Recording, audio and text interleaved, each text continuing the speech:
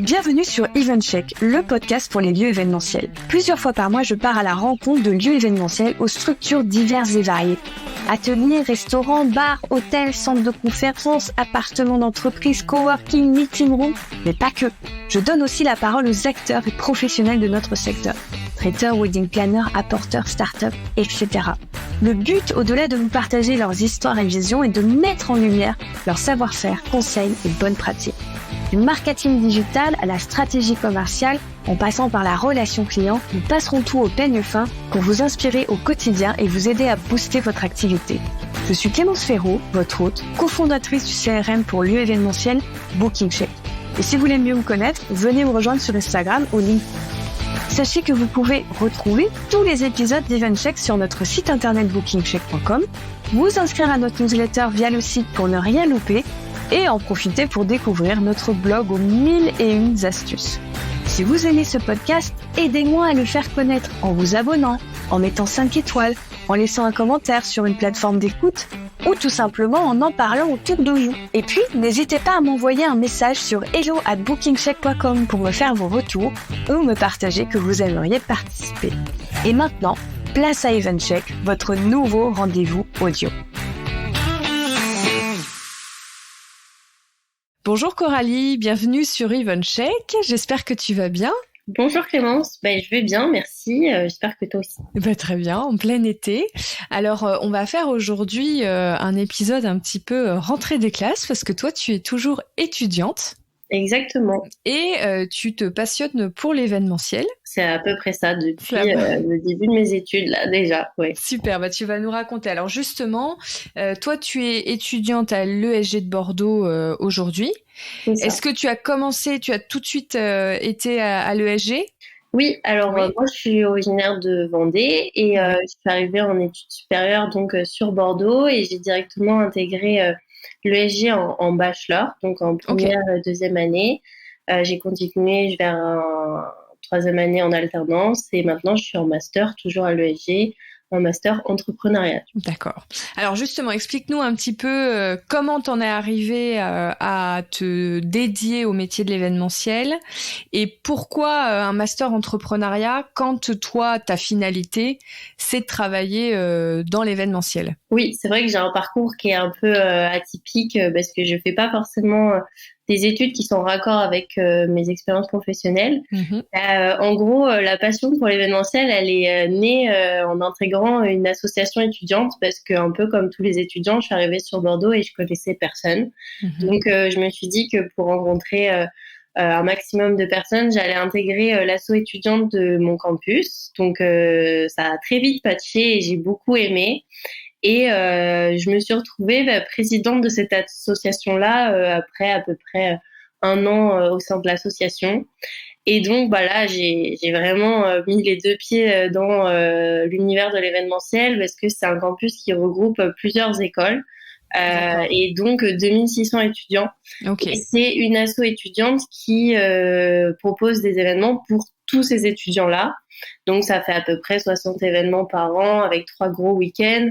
Donc telle une mini-entreprise et surtout de l'âge de 19 ans, 18-19 ans, des grosses expériences comme ça avec autant d'autonomie, je pouvais pas la trouver ailleurs.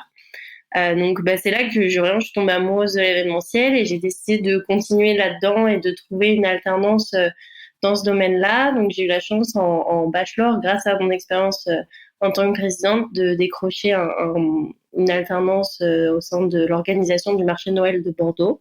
Oui. Donc j'ai beaucoup appris aussi, tout en parallèle en gérant aussi ma présidence pour cette association-là parce que je suis restée 3 ans présidente quand même. Et cette année, pour la première année de mon master, j'ai décidé de faire un master entrepreneuriat parce que je me retrouvais pas trop dans les filières qu'on propose actuellement, surtout sur Bordeaux, dans l'événementiel qui sont axées communication événementielle, sauf que moi j'ai plus un profil commercial, événementiel et production, oui. Donc j'ai décidé de partir en entrepreneuriat et mine de rien, en ayant toute cette gestion d'association, j'ai aussi découvert le petit boulot d'entrepreneur. Donc je me suis dit que j'allais enrichir mon profil et faire une formation totalement différente de ce que j'allais voir en entreprise. Et donc, j'ai aussi poursuivi l'alternance, donc cette fois au sein de l'Institut culturel Bernard Magret en tant que assistante événementielle. Alors, pour ceux qui sont pas de Bordeaux, est-ce que tu peux nous expliquer juste un petit peu qu'est-ce que c'est Bernard Magret, parce qu'il y a plusieurs pôles. Oui. Alors, la maison Bernard Magret, c'est assez important. Donc, il y a plusieurs domaines. Il y a Monsieur Magret possède en total 40 châteaux. Donc, il y a un gros aspect aussi dans le vin. Donc, voilà, dans plusieurs domaines qui produisent du vin. Et il a également, donc à Bordeaux, l'Institut culturel, qui est un musée qui le week-end est ouvert au public, donc qui accueille des expositions, et la semaine qui est réservée aux privatisations d'espaces pour des événements, que ce soit professionnels ou particuliers. Ok. Voilà. Donc pendant 1 an, tu as rejoint le service commercial événementiel de l'Institut. Ouais, exactement. Et j'ai eu avec ma tutrice Audrey, qui fait coucou. Du coup, j'ai eu l'occasion de gérer tous les événements professionnels et particuliers qui ont lieu dans l'institut. Voilà. Tu t'apprêtes pour l'année prochaine à rejoindre une autre entreprise, c'est ça ? Oui, exactement. Donc, j'ai eu une belle opportunité qui s'est ouverte à moi. Donc, l'année prochaine, j'intègre la maison Hennessy à Cognac. Et là, pour découvrir une nouvelle facette de l'événementiel, notamment avec tout ce qui est organisation d'événements internes pour les salariés de l'entreprise. Ce qui se rapproche beaucoup plus de ce que tu as fait en tant que présidente de l'association par rapport à ton rôle dans l'Institut, non ? Au final, oui. Si on vulgarisait un petit peu ça, on pourrait dire que je vais être un petit peu l'association étudiante d'une entreprise. Donc, oui, organiser tout ce qui est réunions et événements pour les salariés de la maison.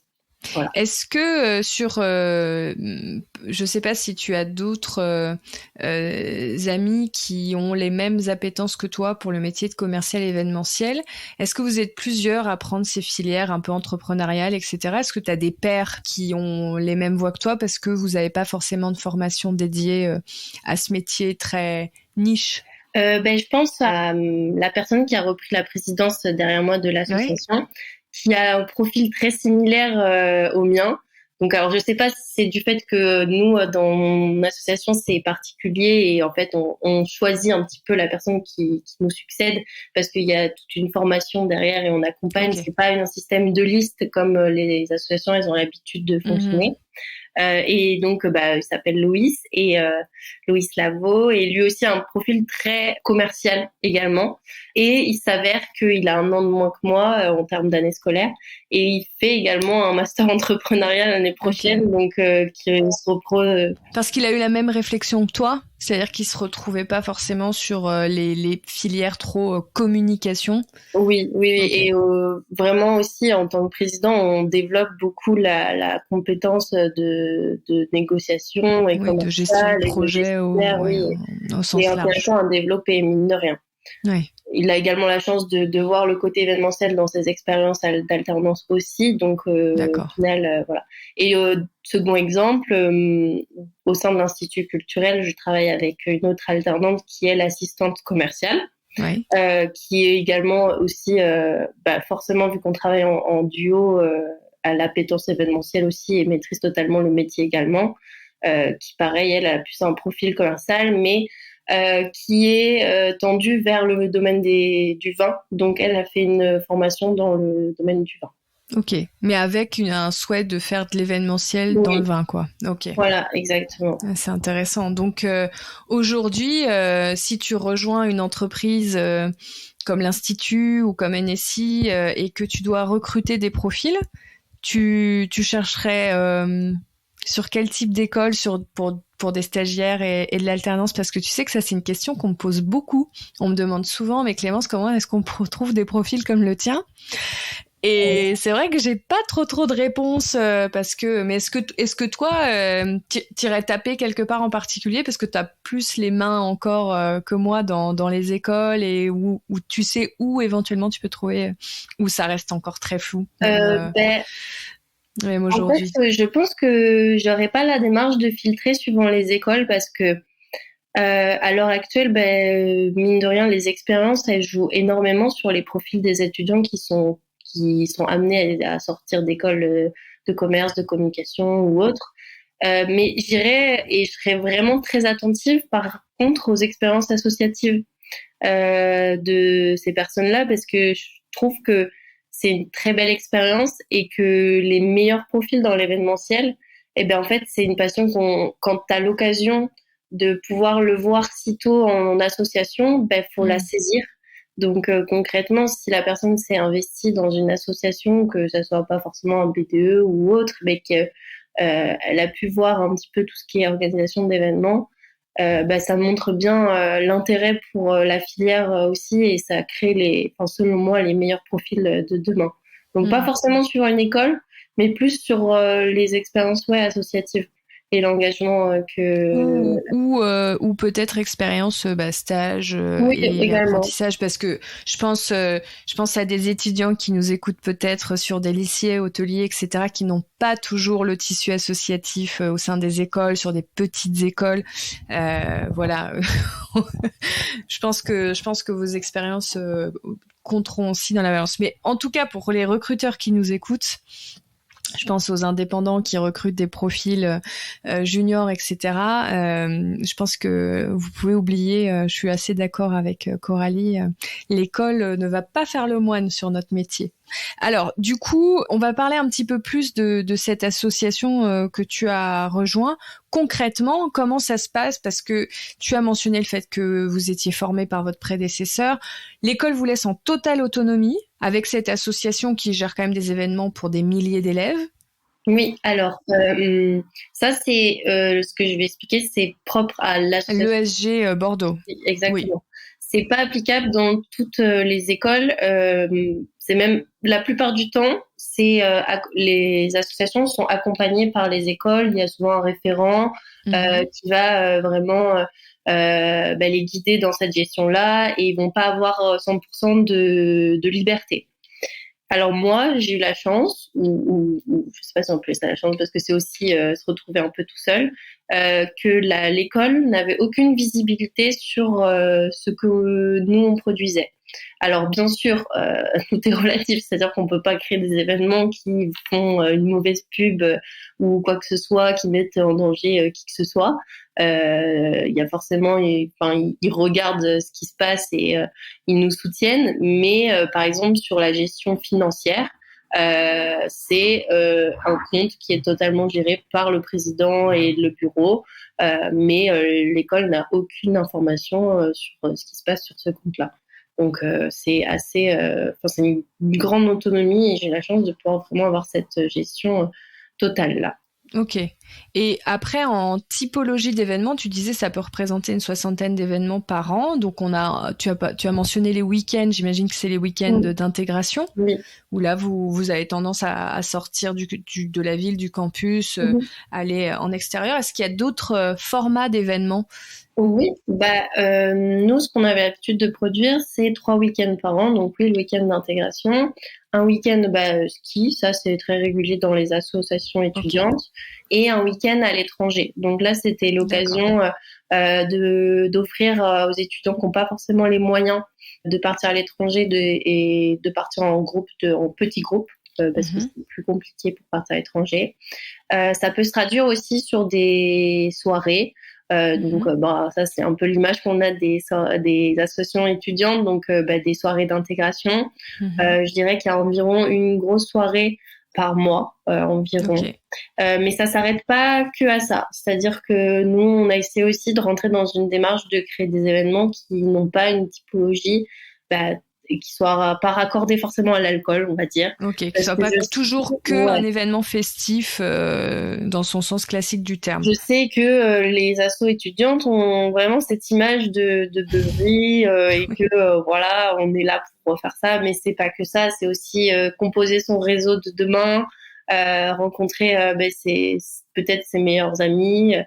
Et apprendre aussi quand on est dans l'association elle-même. Donc nous, on a aussi créé par exemple un open air qui avait lieu avec le fournisseur Ricard, par exemple. Donc voilà. Après, il y a aussi, j'ai été présidente pendant la période de Covid, donc j'ai essayé aussi de mettre des événements un peu en virtuel, c'est-à-dire des apéros où on se retrouve, étant donné que tous les étudiants, on était vraiment très isolés, suivant la chance qu'on a ou pas de pouvoir retourner auprès de ses parents. Donc, on a vraiment essayé d'apporter une solution et surtout les jeunes étudiants qui étaient en première année pendant l'année Covid. Et là, c'est vraiment, on rencontre plus personne, quoi, concrètement. Donc, on a essayé vraiment de mettre des événements aussi à distance. Il y a aussi, par exemple, là, cette année, je sais que mon prédécesseur, il a mis en place un loto. Okay. Donc, ça peut être vraiment très varié et on essaye vraiment ou des soirées cinéma, soirées raclette. C'est vraiment, c'est pas forcément des événements qui nécessitent beaucoup de moyens ou qui sont un peu exceptionnels, mais c'est aussi des petits événements qui sont importants pour les étudiants qui n'ont pas forcément les moyens, parce que c'est aussi toujours l'enjeu, essayer de créer des événements avec un coût le moins possible pour bien sûr. Et puis leur permettre de se connaître, de créer, comme tu disais, créer ces nouveaux amis au sein de l'école. Qu'est-ce qui t'a plu sur le savoir-faire événementiel quand tu dis en fait j'ai rejoint cette association, c'est comme ça que j'ai découvert l'événementiel. Qu'est-ce qui a fait tilt pour toi? Je dirais déjà, j'ai beaucoup apprécié travailler sous forme de projet. C'est-à-dire que c'est jamais la même chose. Que on est investi jusqu'à la dernière minute, voir l'échéance arriver et voir l'événement et tout se concrétiser, c'est incroyable. D'autant plus dans les assos étudiantes, c'est un peu différent de ce qu'on peut voir en entreprise, puisque j'ai aussi organisé des événements en entreprise, bien sûr. On peut le voir. Donc les étudiants sont vraiment heureux, ils nous le font savoir quand l'événement se passe bien, contrairement à dans un cadre professionnel où on va quand même garder l'attitude professionnelle, etc. Donc c'est vraiment génial de créer de l'amusement et du bonheur chez les participants. Donc déjà j'ai beaucoup apprécié ce mode de travail en projet, de voir aussi en réel du coup se passer, parce que donc là la concrétisation elle est vraiment sur un instant T et bon, si ça marche pas, du coup là on le voit aussi direct, mais si ça marche, c'est incroyable de pouvoir. Je dis souvent qu'on est payé en sourire. C'est une jolie façon de le dire. Je pense que ça parlera, tu sais, même à tous les pros qui le font, comme tu dis, dans un cadre très professionnel, corporate, etc. Je pense que quand ils sentent le bien-être ou la joie ou la détente qu'ils peuvent apporter à des équipes, je pense que ça les touche aussi. Ok, est-ce que sur le savoir-faire pur, est-ce qu'il y a des choses qui te plaisent plus que d'autres? Est-ce que t'aimes la négociation? Est-ce que t'aimes le management des équipes? Parce que souvent, on est nombreux pour faire en sorte que ça marche, surtout sur des grosses assos étudiantes. Moi, j'ai fait partie de mon asso étudiante, mais qui était minuscule. Donc, on était, je sais même pas si on était plus de 100. Donc c'était vraiment très convivial, mais on était quand même nombreux pour faire en sorte que les choses prennent vie. Est-ce que c'est le fait d'aller chercher des partenariats, d'imaginer des nouveaux formats? Est-ce qu'il y a des choses? Est-ce que tu as des dadas? Est-ce qu'il y a des choses où tu te dis ça j'adore. Ouais, oui, je pense que de par mon profil un peu commercial, j'aime beaucoup la négociation avec les prestataires et toujours aller chercher le meilleur tarif, la meilleure prestation, qu'est-ce qui pourrait envoyer le plus plein les yeux, etc. Ça, c'est vrai que j'aime beaucoup ça, genre c'est c'est vraiment quelque chose qui m'intéresse, d'avoir cette gestion multifacette de d'être un peu le chef d'orchestre de tous les prestataires. Ça, c'est quelque chose que j'apprécie beaucoup. Pour rebondir sur le management, ça, par contre, je vais pas mentir, ça a été compliqué dans mon asso étudiante parce que surtout en asso étudiante, et ça, je pense que s'il y a des étudiants qui ont été présidents, pareil, ils pourront me rejoindre là-dessus. C'est difficile de manager une association avec des bénévoles qui sont tes amis. Ouais. Donc ça, c'est vraiment un aspect qui est pas évident à gérer et qu'on ne prévient pas forcément. Ouais, vous êtes aussi, c'est une grosse asso. Ouais. Nous, sur des toutes petites assos, généralement, on était un bureau assez en phase et c'était assez simple. Mais j'essaye d'imaginer sur des grosses assos, je pense que parfois ça doit être un peu... Et surtout que vous êtes vraiment très autonome à l'USG de Bordeaux. Parce qu'à la rigueur, à un moment donné, un référent pourrait dire, bon, maintenant il faut prendre une décision, c'est AB, donc voilà, ceux qui veulent aller sur le A vont sur le A, ceux qui veulent... et puis on tranche, quoi, parce qu'on va avancer. Oui, là, c'est le président qui tranche. Donc, quitte à aller à l'encontre de ce que c'est... Bon, c'est très rare. Hein, je dis pas... Je pense que si mes amis qui ont été dans mon association et qui m'ont connue présidente vont dire que je suis tyrannique, je sais pas. J'espère pas. Mais ouais, ça a été compliqué pour moi. D'autant plus que je suis passée présidente, j'avais 18 ans et demi, quoi. Et que je me suis retrouvée à devoir manager des gens qui ont 25 peut-être. C'est vraiment très varié. Particularité aussi de notre association à nous, c'est que étant donné qu'on est 6 écoles différentes, c'est des écoles qui n'ont rien à voir entre elles. C'est-à-dire qu'on a du digital, du commerce, du sport, des archives d'intérieur. Donc c'est très bien parce qu'on a des compétences qui sont vraiment différentes et qui peuvent se compléter, complémentaires, Et pour notre réseau, c'est génial pour l'avenir. Mais c'est aussi plus difficile à manager parce que donc les idées vont dans tous les sens. Mais voilà. J'imagine que c'est encore une fois une bonne école, que tu te sens peut-être plus armé pour ta vie professionnelle par rapport à des enjeux parfois de management, ou même un collègue que tu apprécies beaucoup, de devoir lui dire je sais que tu préférais la voie A, mais on va prendre la voie C. Et de devoir l'expliquer et de faire en sorte que la personne ait quand même envie de te suivre. Ah oui, là, clairement, ça m'a appris à développer mes idées, à les défendre et à les faire adopter et à m'imposer aussi. Parce que mine de rien, quand on est alternant, c'est pas forcément évident d'arriver en entreprise et d'essayer de donner des idées et de les faire adopter, etc. quoi. C'est pas évident. On va en reparler, cette Coralie. Je voulais qu'on comprenne bien un petit peu tes attraits, ta personnalité, ce que tu faisais au sein de ton association, etc. Parce qu'on commençait à parler du fait que tu aimais bien gérer les partenaires, les prestataires, les négociations, et on va passer un petit peu de temps là-dessus, mais on va aussi parler de toi, ton ressenti en tant que les futurs faiseurs d'événements, ceux qui vont continuer à construire ce marché, ce secteur, et je pense que c'est important. Je pense qu'il y a beaucoup de gens qui seront contents d'entendre ce que pensent les jeunes sans filtre.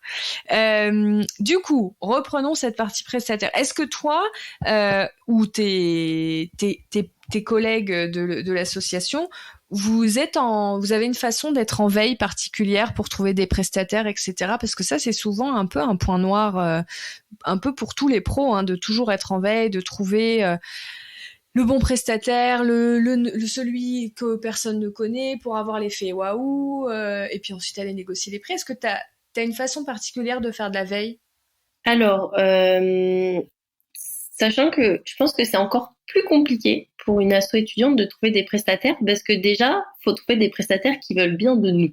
Alors ça, c'est le premier point, parce que ça arrive souvent que... Vous avez mauvaise réputation. Ouais, concrètement, on peut le faire. Peu importe, tu penses que peu importe l'association étudiante qu'on est, on a toujours un a priori de la part des prestataires. Ouais, alors à mon échelle, je pense que oui. Peut-être que certains diront le contraire. Notamment, je pense aux grosses écoles de commerce où là, on parle de millions d'euros de budget, etc. Où souvent ça fonctionne en réseau et qu'il y a un accompagnement et un soutien de l'école. Ça, c'est important de faire la différence parce que quand on est une association et qu'on organise un événement sponsorisé en équipe avec notre école, c'est pas du tout le même poids. C'est pas du tout la même force de négociation parce que donc là, c'est l'école qui va prendre le dessus et donc là, on est face à une entreprise avec entreprise.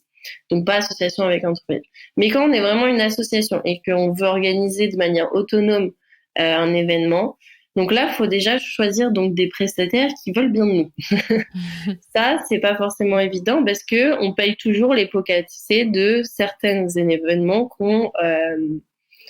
n'ont pas forcément très bien fonctionné parce que oui, on a une image de comme tu disais, de beuverie, de casseurs, enfin toutes les dérives d'une soirée très alcoolisée. Oui. Donc bon, ça, je pense, je sais pas si on va revenir dessus après plus tard, mais on peut continuer, hein, parce que ouais. Donc après, je suis d'accord. Je veux pas dire que je pense qu'il y a beaucoup de prestataires qui vont dire que ils ont eu des mauvaises expériences avec des associations. Seulement, j'aimerais encourager justement les entreprises et les prestataires ou les lieux qui reçoivent les événements, accompagner au mieux ces associations pour éviter que ça se passe mal et à laisser la chance à toutes ces associations. Parce que c'est déjà arrivé dans un milieu professionnel, étant donné que maintenant je peux avoir cette comparaison-là. Que ça se passe mal avec une entreprise de la même manière, une agence événementielle, mais c'est pas pour autant que ça se passe mal avec une agence événementielle qu'on dit bah sinon je reçois plus jamais d'agence événementielle. Non, bah sinon plus personne travaillerait. Et ben c'est un peu le même système. Là c'est beaucoup par exemple, je pense pour l'organisation d'un gala, exemple, pour trouver un lieu qui accueille un gala, ah bah alors là ça, c'est faut être en forme. Il faut être motivé, hein. Et c'est du coup tous les assos étudiantes, par exemple sur Bordeaux, organisent à peu près au même endroit dans des châteaux, alors que on est Bordeaux, quoi. Il y a plein de châteaux dans les environs. La ville du vin, mais non. non. Mais alors du coup, comment ça se passe? C'est-à-dire que vous allez faire une demande à un établissement et vous n'allez même pas avoir de réponse, vous allez avoir une réponse directement défavorable. C'est quoi généralement, comment vous êtes accueillis? Ça dépend. Alors premièrement, on peut ne pas avoir du tout de réponse déjà. Ok. Bon, après c'est rare. Je vais pas non plus voilà dire que personne répond, mais ça est souvent arrivé que on ait des réponses que non, désolé, on n'accueille pas d'association étudiante dans nos établissements suite à trop de dégradation. Ah oui, en plus si vous le dites. Ah oui, c'est justifié. Ah, c'est justifié. Après, je nuance un peu ce que je dis parce que j'ai conscience et moi-même je me suis battue quand j'étais dans une asso étudiante. Il y a certaines associations qui ont des mauvaises réputations et oui. Je sais que ça se passe mal pendant des soirées, etc. Et ça, je ne l'enlève pas. Mais justement, il faut apprendre à déceler les bons profils. C'est comme un recrutement, là, c'est un peu pareil. D'autant plus que là, il y a un enjeu de former les professionnels de demain. Donc, nous, on est preneurs de tout ça, de tous ces conseils-là. Donc, c'est pour ça que je dirais aux prestataires de pas dire que non directement et de voir de toute façon, ça se voit rapidement quand la personne n'est pas sérieuse en face, s'il n'y a pas de suivi, etc. Bah là, ça annonce un peu la couleur. Mais exactement comme quelqu'un qui organise son mariage ou une entreprise qui peut être aussi avec aujourd'hui des entreprises qui sont très très jeunes, qui sont très très très fêtardes et il y a des grosses dérives aussi en soirée entreprise. Donc je suis d'accord avec toi, c'est pas forcément que les étudiants qui vont qui vont pouvoir être. Et alors, qu'est-ce que tu donnerais comme conseil aux prestataires pour déceler ou comment dire, assurer leurs arrières pour que ça se passe bien? Bah, déjà, se renseigner un petit peu sur l'association, sur ce qu'elle a l'habitude de produire. Si on voit que c'est une association qui a organisé déjà des gros événements, bah déjà ça donne une indication sur le fait que ça roule ou pas. Il y a aussi s'intéresser au profil de la personne qui va être référence en elle-même, parce qu'on peut très bien par exemple, moi, pendant longtemps, j'ai géré des événements pour mon association, mais en parallèle, je suis aussi professionnelle dans le secteur. Donc, ça, c'est quelque chose que je valorisais et j'incite d'ailleurs tous les étudiants, s'ils sont dans le même cas, à valoriser leur expérience professionnelle. C'est triste à dire de devoir faire ça, mais ça m'a beaucoup aidé, moi. Donc, je pense que ça peut être bien. Ensuite, faut les accompagner. C'est-à-dire que, au même titre que pour un client, il y a une prise de brief, une demande de renseignement, de préciser quelle information exactement ils ont besoin parce qu'ils sont pas forcément au courant puisque ils débutent. Les inciter aussi et les encourager à faire des visites de repérage. Comme ça permet déjà de voir la personne en physique Oui. et aussi de les prévenir sur tous les éléments auxquels ils n'ont pas forcément pensé. Et après, je dirais en dernier point, si vraiment il y a toujours une appréhension, on peut imposer, et ça, je pense que c'est une très bonne alternative, un système de sécurité renforcé, par exemple, avec des vigiles, etc. Et des prestataires avec qui ils ont l'habitude de travailler, recommander des prestataires référencés. Ça, c'est intéressant aussi. Donc, je pense qu'avec cet accompagnement-là, ouais, et d'autant plus que nous, on est à l'écoute de conseils. Donc, faut pas hésiter à faire des suggestions. Et si on a une impression, au lieu de se dire, oula, cette soirée, c'est une soirée étudiante, j'ai pas envie de les recevoir ou j'ai pas envie de faire la prestation, ils vont être désagréables, dire, préciser, oui, il faut que ça se passe comme ça, machin, etc. Vraiment accompagner au maximum. Je pense que là, ça peut être intéressant pour les prestataires. Je sais pas si j'ai bien répondu. Très bien, c'est plein d'idées. Est-ce que tu penses pas aussi que côté étudiant, comme tu disais, le fait de dire que je suis en alternance sur le métier, ça rassure, etc. Est-ce que la présentation de la demande n'est pas rassurante aussi, d'envoyer une demande pro? Si, ça c'est très important. En fait, il faut avoir conscience que oui, on est des étudiants, mais il faut adopter de ce qu'on sait faire et le plus rapidement possible une attitude professionnelle. On négocie avec des professionnels. Ok, c'est pour une asso étudiante, mais ça rend plus efficace l'échange et ça nous légitimise. Donc, faut avoir un brief le plus clair possible avec le maximum d'idées, quitte à trop mettre. C'est pas grave. Mettre un maximum d'informations, préciser l'objectif de l'événement, demander des visites de repérage si on ne propose pas, ça évidemment. Demander des recommandations aussi, concrètement. Faut être ouvert aux conseils des professionnels parce que ils savent de quoi ils parlent. Donc voilà, après... on est aussi des étudiants, donc on peut avoir des périodes de rush. On peut avoir des périodes où il y a des examens, il y a beaucoup de rendus. Et donc, l'association, c'est pas la priorité. Parce que on doit valider l'année. Donc ça, faut être transparent. Déjà, faut le dire. Par exemple, si le prestataire fait que d'appeler, faut le dire, écoutez, moi, je vous recontacte la semaine prochaine, je suis en période d'examen. Voilà, faut justifier tout ça. La non-réponse. Oui, et donc, aussi, c'est compliqué quand on est une asso, que tout le monde veut gérer. On va avoir tendance à, si t'as pas le temps, je vais reprendre derrière et ça. Donc, ça arrive souvent que le prestataire ait beaucoup d'interlocuteurs différents. Donc, c'est important de communiquer entre nous dans l'association et de favoriser un seul interlocuteur qui va mener le projet du début jusqu'à la fin. Alors là, c'est un petit message pour les présidents, etc. C'est pas forcément le président qui le fait, du coup. Il faut aussi déléguer. Je sais que c'est pas évident. Je parle en connaissance de cause.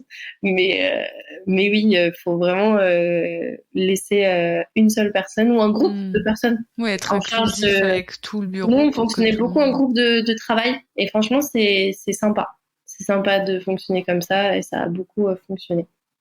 Voilà. Est-ce que tu penses que si vous avez un espèce de livre d'or de recommandations de prestataires qui vous connaissent bien, ça peut pas vous aider auprès des autres qui vont se dire Si, ça c'est important aussi. Ouais.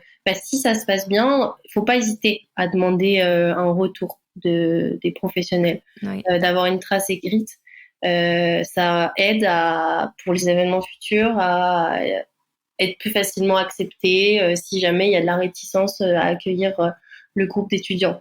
Donc ça, c'est des infos qui sont importantes. Mais au même titre que en tant que profil, quand on se vend en tant qu'employé, d'avoir des lettres de recommandation de ses employeurs. C'est exactement le même fonctionnement. Et ça et même si on fait pas une lettre, moi je pense aujourd'hui on est quand même habitué aux petits commentaires de recos, un peu comme on a sur les sites d'avis ou sur Google où il y a des petits avis. Si vous demandez quelques lignes à une personne et de le mettre ensuite sur son CV, ça fait son petit effet. Hein. Mais d'ailleurs, sur LinkedIn, on voit pas beaucoup d'événements étudiants. Moi, j'ai partagé plusieurs événements qu'on a composés, mais c'est vrai que je crois que peut-être les étudiants n'osent pas le mettre en valeur parce que souvent c'est des événements festifs, donc peut-être qu'ils osent pas, mais faut. Et justement, c'est là où les entreprises peuvent soutenir en disant on a été ravis de vous accueillir, tout à fait, etc. C'est vrai. Donc ça, c'est important aussi de valoriser tout ça et de sortir un petit peu de l'image. Ça va contribuer à sortir de cette image de on n'est que des fêtards et on organise des événements pour boire. Non, c'est pas ça. Tout pareil, c'est exactement pareil qu'organiser un séminaire. Enfin, ne serait-ce que plus important pour certains événements comme les week-ends d'intégration. Là, on parle de 6 mois de travail, quoi. C'est énorme. Et des budgets conséquents aussi. Donc, des budgets conséquents. Ça, je pense, c'est une info que les entreprises n'ont pas, parce que moi je le vois, ça peut être vraiment astronomique. Certains événements étudiants sont, c'est limite trop. C'est limite trop. Il y a des budgets qui sont accordés, qui sont colossales, surtout dans les grandes écoles de commerce. Là, c'est vraiment important. C'est pas partout pareil, ça. Bien sûr. On n'est pas tous sur le pied d'égalité, mais c'est pas forcément des tout petits budgets. Vous pouvez avoir des très beaux budgets, et donc c'est dommage de pas s'y intéresser aussi, tout simplement par intérêt commercial. Quand on est un prestataire. Faut pas le sous-estimer, hein. Ça peut être intéressant. On me dit oui, une association étudiante va pas avoir de budget, ça sert à rien que je réponde à la demande de devis. Ah, si. Surprise. Si. Je dirais, moi, si je donnais j'ai aucun souci avec ça, je peux donner un ordre d'idée. L'association que j'ai gérée, on a à peu près sur une année pour une soixantaine d'événements, 50 000 € de budget, sachant que c'est une association à but non lucratif. C'est-à-dire que, quand même, je tiens à préciser, toutes les assos étudiantes ne fonctionnent pas comme ça. Nous, on fonctionnait à perte. Donc, 50 000 € qu'on perd, quoi, concrètement. Mais si on prend vraiment l'organisation de tout, on peut multiplier par 2 presque. D'accord. Est-ce qu'il y a des choses dans ce qu'on vient de parler, est-ce que toi, il y a des choses que tu as mis en place où tu as vu vraiment un bénéfice dans le fait de pouvoir développer votre portefeuille de partenaires au sein de avec tes 3 ans d'activité? Est-ce que t'as senti, par exemple, est-ce que t'as réussi à conquérir de nouveaux partenariats, de travailler avec certains prestataires? Est-ce qu'il y a t'as réussi à ouvrir des portes en faisant, en mettant un cadre rassurant pour vos prestataires? Je pense que la plupart des présidents et des personnes qui sont investis dans une association sont intéressés par le truc, donc ils sont à fond et on arrive à débloquer des partenaires, etc. Après, le débloquer des partenaires, c'est plus facile que les maintenir parce que souvent il y a une histoire de passation, etc.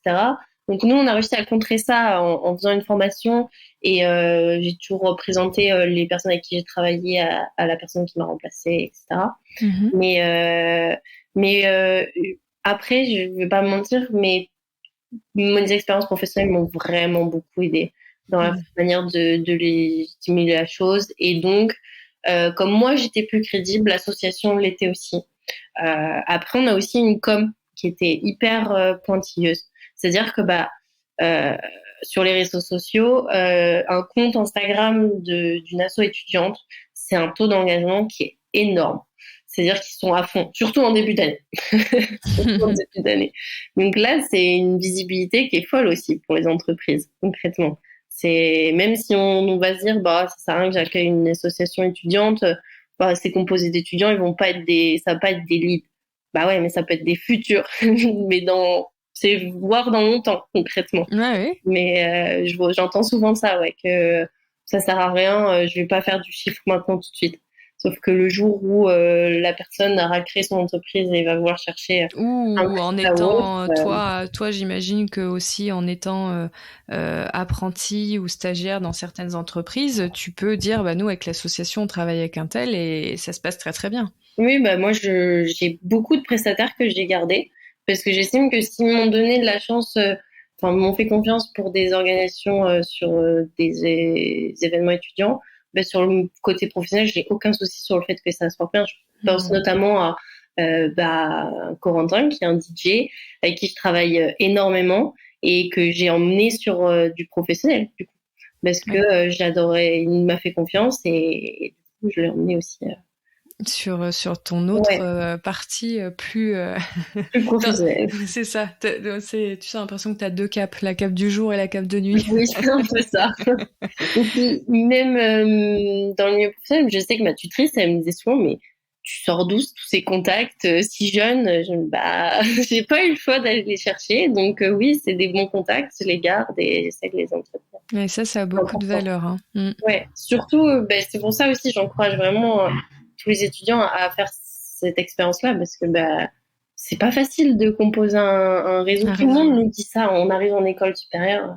Oui, il faut faire un réseau, c'est important. Bon, t'as 18 ans, tu dis, je sais pas ce qu'il me raconte. Oui, mais c'est vrai et c'est compliqué. C'est compliqué. Donc, en fait, c'est compliqué si on vous donne pas de clés pour mener à bien le fait de développer un réseau. Moi, je me souviens aussi que c'est quelque chose qu'on me disait beaucoup et je ne comprenais pas ce qu'on pouvait faire, ce qu'on avait comme levier.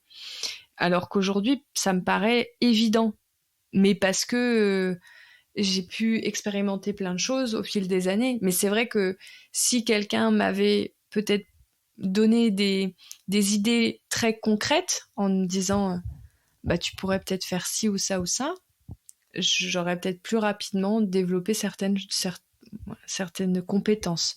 Je voulais dire aussi que c'est un peu, juste pour boucler ce qu'on vient de dire, c'est un peu le chat qui se mord la queue. Pour qu'il y ait des étudiants qui soient motivés pour faire des belles choses en asso, des événements, des beaux événements et comme tu disais, pas que des événements festifs, mais des événements aussi qui permettent à tous les étudiants de pouvoir soit se rencontrer, soit pouvoir apprendre des choses, soit rencontrer leurs futurs employeurs ou s'élever sur certaines causes. On a besoin des assos étudiantes, mais pour que les étudiants soient force de proposition et qu'ils aient envie de mettre de l'énergie, il faut aussi que les professionnels les accueillent avec bienveillance, parce que sinon ça démotive très vite, j'imagine. Exactement. Ouais. C'est des efforts à faire des deux côtés. Et du coup, toi, ça t'a surpris, l'accueil que tu as eu de la part des professionnels, quand tu as compris que vous n'étiez pas le choix premier des prestataires et autres entreprises avec lesquelles vous deviez collaborer? En fait, moi, je l'ai vu dans le bon sens, c'est-à-dire que j'étais d'abord présidente et après, j'ai vu le milieu professionnel. Donc, quand j'étais dans le milieu associatif, je me rendais pas forcément compte, même si j'ai bien vu que n'était pas toujours la bienvenue. Mais par contre, une fois que j'ai vu le milieu professionnel et que j'ai l'habitude d'avoir cette relation de professionnel et que là, tout se passe bien et que je me transforme et que je mets ma cape, justement, comme on disait, d'association étudiante, et là, qu'on me parle d'une autre manière, sur un autre ton, ça a été compliqué. Je me suis pas. Faut pas se laisser faire. Concrètement, faut pas se laisser faire. Non, c'est pas parce qu'on est des étudiants. Et puis c'est partout. C'est comme dans tous les métiers. Il y a des personnes qui sont plus ou moins compétentes et on se sent légitime. Et moi, je me dis non, je suis légitime. Je fais du très bon travail dans mon milieu professionnel. Je fais du très bon travail en associatif. Donc non, on me valorise et on m'accueille. Je veux le même niveau de service que un professionnel. Et ça, faut pas hésiter à l'exiger, parce que sinon, ils en profitent, concrètement. Oui, t'as senti que des fois, on se disait, elle y connaît rien, je vais un petit peu Parce qu'il y a peut-être aussi des prestataires qui vous disent oui, mais qui, du coup, sur le rapport qualité-prix habituel, baissent un peu leur standard. Tu l'as senti, ça? Oui, mais énormément. Il y a des filous. Il y a des filous. Après, non, je n'ai pas d'excuses. Ouais. Mais c'est bien parce que ça permet aussi. Je trouve que c'est très dur quand on est jeune de ne pas avoir le syndrome de l'imposteur. Donc c'est super que tu te sois dit non. Je vois pas pourquoi.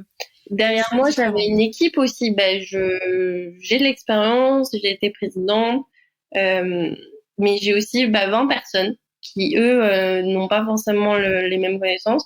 Et j'ai pas envie qu'ils s'habituent à avoir cette prestation-là. Et je leur dis, non, on va chercher le meilleur qu'on puisse avoir. Enfin, c'est pas possible, quoi. Donc, je sais pas si je l'ai bien amené ou autre, mais oui, j'ai vu vraiment cette cassure.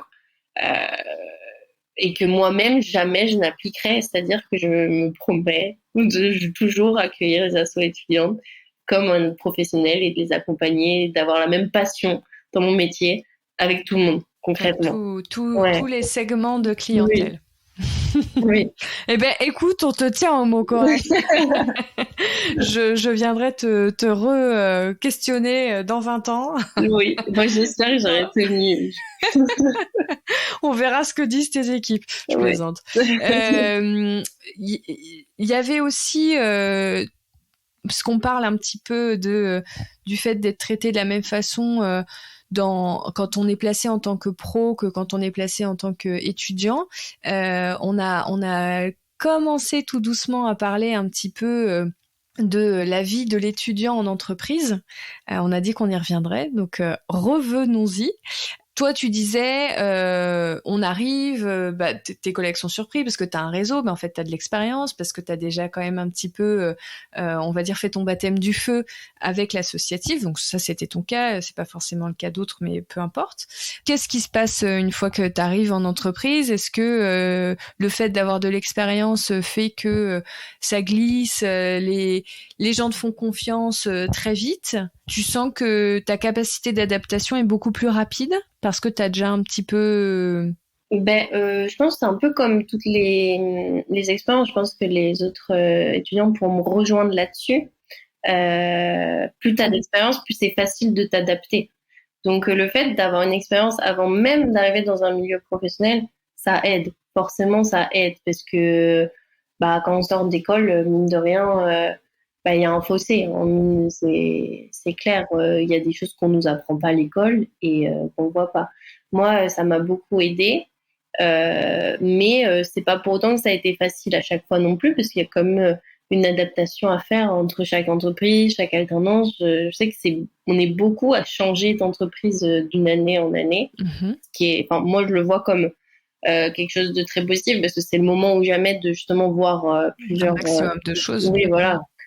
Qu'après, c'est pas... Moi, je ne peux que recommander de changer annuellement de crèmerie, parce que quand je vois certains apprentis qui font la même entreprise du bachelor jusqu'à la fin de leur master, bon, du coup, ils sont très, très, très imprégnés dans l'entreprise et ils en connaissent tous les recoins, mais c'est vrai que le mauvais côté, c'est qu'ils n'ont pas pu profiter de ce format-là pour essayer de voir un maximum de choses. Donc, j'ai le même conseil que toi. Après, diffusez-vous.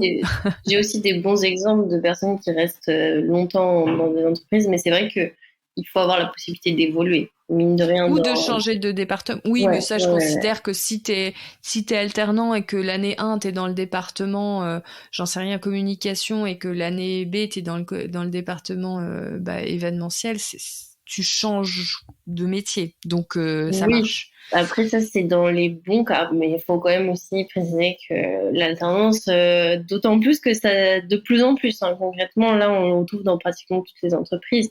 Il y a aussi beaucoup d'entreprises qui prennent des alternants pour prendre des alternants et c'est pas évident de se retrouver avec un travail d'une personne en CDI en alternance. Donc, c'est vraiment...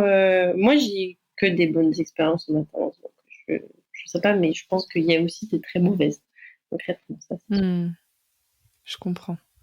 Par rapport à, justement, tu disais un petit peu aussi que quand on est, j'imagine, apprenti, stagiaire ou très junior, c'est dur encore de faire passer ces idées, rien que d'être écouté. J'imagine qu'on s'attend pas forcément à ce que ces idées soient adoptées dès qu'on en propose une, mais est-ce que tu crois que, je parle sans forcément parler de tes expériences à toi, mais j'imagine que vous parlez entre étudiants dans le secteur. Est-ce que c'est encore compliqué d'avoir une voix? Je pense que quand c'est en interne, c'est-à-dire vis-à-vis de ses managers, etc., le manager, il est content d'avoir une personne dans son équipe. Donc, la relation, elle est plus facile. C'est-à-dire que quand on a une personne qui est bienveillante, etc., et qui veut nous amener dans un apprentissage, c'est même, mine de rien, ce qui devrait être logique, devrait nous apprendre à défendre nos idées concrètement et donc nous les valoriser. Ce qui est plus difficile de s'imposer, c'est auprès de nos clients. Souvent, l'idéal, c'est que la personne ne sache pas que tu es en alternance trop. Comme ça, t'as pas le choix, tu es obligé d'être un professionnel face à un professionnel. Et donc, tu parles professionnellement, tu te fais accompagner, même si il y a des choses que tu vas pas savoir, ce qui est normal. Et là, tu te fais accompagner ou ton manager, ton tuteur, il va prendre le relais. Mais oui, il y a certaines fois où quand tu te retrouves face à un client qui veut pas parler à l'alternant et qu'au téléphone il dit non, moi je veux le responsable, appelez-moi le responsable, et que t'es là en mode je peux gérer la situation. Moi je sais que ma tutrice ça va beaucoup dire non, il y a la responsable là tout de suite, c'est toi, donc tu y vas quoi. Et donc là faut s'imposer. Mais oui, donc là j'ai de la chance qu'elle m'accompagne beaucoup là-dessus et que c'est un événement que je gère de A à Z toute seule. Et je le gère de A à Z toute seule, même si et ça, c'est un conseil qu'on peut donner aux indépendants qui recrutent pour les premières fois, leurs premiers alternants, etc. Elle a raison, Coralie. C'est pas la peine de le dire à vos clients. Vous mettez le nom du poste de l'internant, c'est-à-dire que cette personne est responsable ou au sein attaché commercial événementiel ou au sein du pôle responsable des événements ou commercial événementiel, enfin peu importe le nom que vous voulez donner au poste que l'alternant remplit, mais les clients n'ont pas besoin de savoir qu'ils sont face à un stagiaire ou un alternant parce que en effet ça peut changer la dynamique du client et l'alternant peut se retrouver en difficulté pour des raisons qui n'ont pas lieu d'être. Si vous décidez que votre alternant est assez mature pour pouvoir être en relation directe avec les clients, alors il n'y a pas de raison que ça se passe mal. Évidemment, on ne peut pas tout savoir. Ça, c'est aussi un message qu'on peut donner aux étudiants qui ont peut-être moins confiance en eux. C'est pas grave de pas savoir. Ce qui est grave, c'est de raconter n'importe quoi. Mais de dire à quelqu'un, il faut que je vois avec mes collaborateurs en interne pour revenir vers vous sur ce point. C'est une phrase qui sauve. Oui, ça se dit très bien. Personne ne va vous dire mais comment ça moi de ma vie de professionnel ça ne m'est jamais arrivé. Il y a jamais personne qui m'a dit je veux cette réponse à cette question tout de suite. Les gens vont dire oui bien sûr. Parfois ça arrive que le client vous dise vous pensez me dire ça sous combien de temps, voilà. Et ça, généralement, vous savez bien combien de temps il vous faut pour poser une question et avoir une réponse. Mais en effet, il ne faut pas hésiter à dire là, je n'ai pas l'info, on s'arrête là, je reviens vers vous. Plutôt que de vouloir absolument combler les trous en disant je vais raconter un truc, ça doit être à peu près ça, parce que là, vous pouvez vous mettre dans une situation compliquée. Donc, je suis d'accord avec toi. Poser des questions, il faut que ça puisse être une option et que le tuteur aussi crée un climat qui fait que vous n'avez pas peur de poser des questions, parce que ça c'est un autre problème. Mais si on vous dit débrouille-toi, ça va être un peu compliqué. Tu disais tout à l'heure, je trouvais ça intéressant que toi t'arrivais avec tes contacts, ton réseau et tout, parce que tu avais ta cape de nuit sur l'association, que du coup t'es tes tuteurs et tes collègues en étaient, j'imagine, ravis de se dire, dis donc, elle est bien dynamique, notre alternante cette année. Elle a plein de cartes dans sa poche. Est-ce que tu as des conseils pour les autres étudiants, pas forcément via, comme je disais, tout le monde ne peut pas forcément rejoindre l'association étudiante. Je pense aussi, on l'a pas mentionné, mais il y a des étudiants qui ont des petits boulots qui leur prennent beaucoup de temps aussi à côté parce qu'ils financent toutes leurs études. Et ils n'ont pas forcément le temps de faire d'autres choses. Vous allez y arriver quand même. On croit en vous, c'est pas le problème. Est-ce que tu as des conseils pour les étudiants, pour toi, ce que tu fais pour être en veille, pour avoir des idées sur ton secteur, quand tu as des clients qui disent nous on va organiser une soirée d'entreprise, un gala, est-ce que qu'est-ce qu'on pourrait faire, voilà, pour être force de proposition, pour t'accomplir dans tes missions. Est-ce que tu as des bons conseils? Moi je dirais faire une grosse veille parce que par exemple, moi, je suis beaucoup d'agences événementielles. Ouais. Tu les suis où? Sur LinkedIn. J'avoue. C'est ton réseau. Mais après, je sais que c'est un peu partagé, que nous, même dès la première année, on nous impose de créer un LinkedIn, etc. Mais je peux comprendre que certains n'apprécient pas de l'utilisation du réseau. Il y a aussi toutes les agences qui sont beaucoup sur Instagram, concrètement. Oui, j'allais dire, je pense qu'il y en a pas mal qui sont sur Insta aussi, si on n'est pas LinkedIn. Mais LinkedIn, c'est quand même... Là, on parlait de créer son réseau. On vous dit créez votre réseau. Déjà, d'être sur LinkedIn, d'avoir un beau profil à jour, d'être actif parfois, d'y aller de temps en temps, de suivre certaines marques, de liker certains posts, de vous peut-être mettre des actualités de temps en temps. Ça, c'est pas évident. Je sais que moi, j'ai pas posté grand-chose pendant des années parce que ça me terrifiait.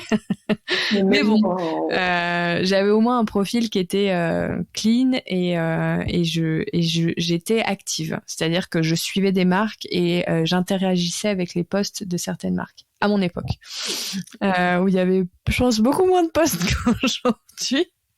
Mais ça, toi, c'est ton terrain de jeu. Moi, j'aime bien. Après, on a une chance, c'est que l'événementiel, ça fait rêver. Donc, en fait, toutes les entreprises, elles partagent beaucoup les événements qu'elles créent, les agences aussi.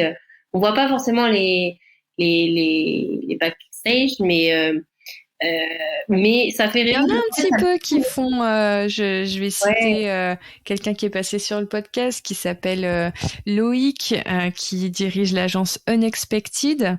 Il a des très jolis posts sur LinkedIn que je vous invite tous à suivre, surtout les étudiants, sur les backstage, sur des profils de prestataires, donc avec des différents métiers qui sont mis en lumière, sur ce qu'ils ont pu aussi organiser après côté le jour J, l'événement, le côté client. Il y a un petit peu de tout, mais c'est vrai que c'est pas... Mais du coup, je le cite parce qu'il y a du backstage. Donc comme ça, vous pourrez aller voir aussi.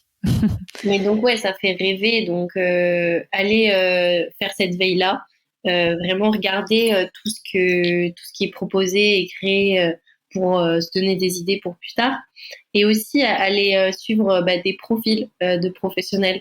C'est pas évident parce que moi qui par exemple suis en master entrepreneuriat, alors les profils d'entrepreneurs qui sont mis en avant, ça on en a à tout va.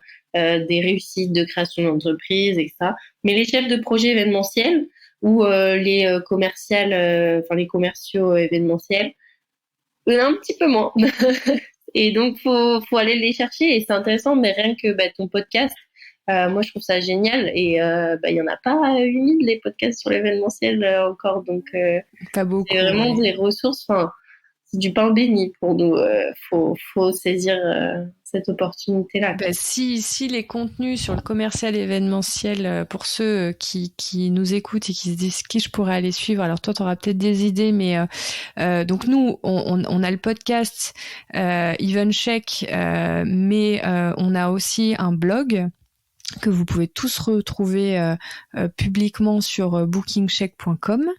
Il y a une newsletter à laquelle vous pouvez vous abonner et qui vous envoie 2 fois par mois les nouveaux épisodes de podcast qui sont sortis, donc avec tous les profils. Vous pouvez cliquer directement sur les liens parce qu'on met les liens vers les profils LinkedIn des personnes qu'on interviewe, donc comme ça vous pouvez les retrouver facilement.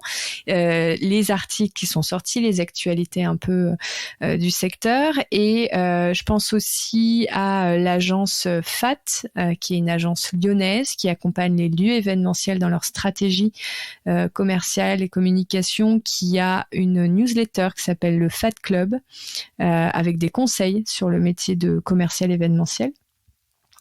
En newsletter très commercial événementiel, je connais celle de FAT et je connais la mienne de newsletter. C'est vrai que j'en aurais pas d'autres à citer en pur.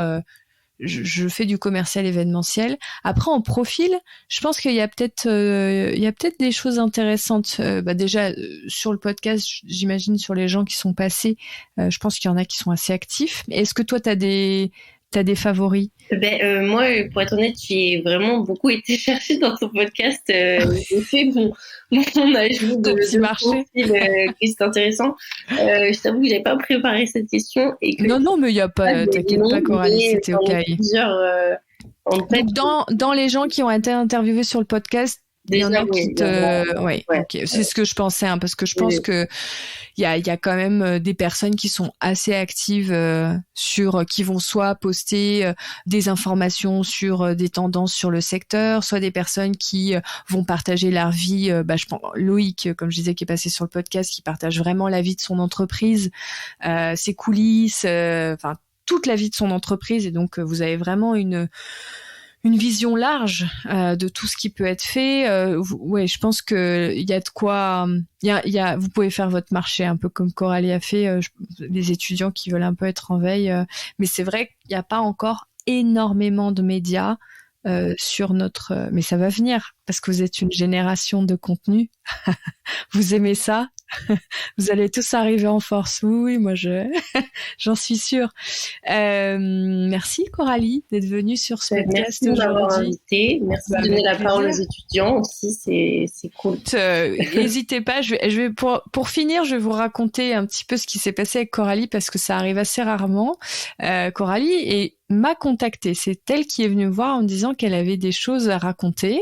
Et donc on s'est parlé, on a échangé. Mais déjà j'aimerais dire que il faut pas hésiter à venir nous contacter, les professionnels déjà établis sur le secteur. On va jamais vous être pas content de vous parler. Surtout, je pense à des profils un peu similaires aux miens, des gens qui sont assez dynamiques dans l'échange. On sera très très content de vous entendre. Moi, je crois profondément, comme je disais, que vous êtes le futur, que vous allez nous apporter plein de choses. Nous, on a souvent, je dis nous parce que je pense pas qu'à EventCheck, mais aussi à BookingCheck, on a beaucoup d'affinités avec les étudiants aujourd'hui. J'ai beaucoup d'étudiants qui me contactent pour l'outil BookingCheck, le logiciel de gestion d'événements, où vous nous demandez des démos, alors que parfois vous n'avez pas toujours l'accord de la direction, parce que vous êtes curieux, etc. Donc, je vois à quel point il y a des profils qui arrivent et qui sont très passionnés, qui ont beaucoup de suite dans les idées, et donc vous êtes les bienvenus quand vous le souhaitez pour me contacter, et pourquoi pas sur le podcast quand vous avez des points de vue à partager. C'est important que on les relaie et que du coup nous les entreprises qui allons vous accueillir très vite on puisse savoir qu'est-ce qu'on peut mettre en place pour que vous puissiez vous épanouir et que tout le monde en profite, que ça soit un cercle vertueux. Donc Coralie a eu le courage de le faire. J'espère qu'elle va ouvrir la voie. Et puis bravo à toi Coralie pour si jeune être déjà si investie dans plein de démarches. Je trouve que ça donne une très très belle énergie autour de, j'espère pour les étudiants qui vont se dire super, on est hyper bien représentés, et pour les gens de mon âge et plus qui recrutent, qui ont des équipes, de se dire on peut être fier de notre secteur, on a des beaux profils. Donc bravo. C'est gentil, merci beaucoup. Je t'en prie. On te verra pas, mais on t'entendra rougir peut-être. Eh bien, on te souhaite, en tout cas, je te souhaite, et je pense que les auditeurs aussi, le meilleur pour la suite. Et puis, au plaisir de suivre tes aventures et peut-être de te retrouver dans quelques années à ce micro pour d'autres histoires. Merci beaucoup. Je t'en prie. À bientôt. Au revoir.